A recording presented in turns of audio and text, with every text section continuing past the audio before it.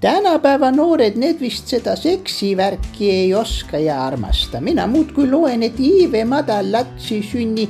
Mina soovitan, minge vaadake seksipood.ee. Seal on igasugu masinaid, ole ainult Ants ja vali ise, mida kuhu pistad. Äkki saame need noored seda asja ikka ajama.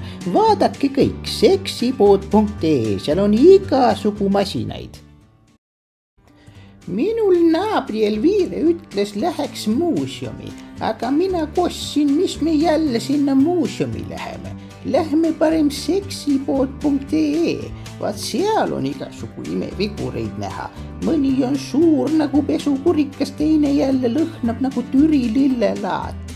Vaata sina ka seksipood.ee, seal on palju naljakaid asju.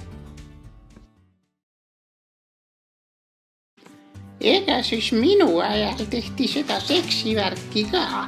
Ainuke vahe oli selles, et toona tuli seda ikka kõike käsitsi ja pimedas teha. Aga tänapäeval on ju kõiksugu imemasinad patareidega ja vurisevad ja vilguvad.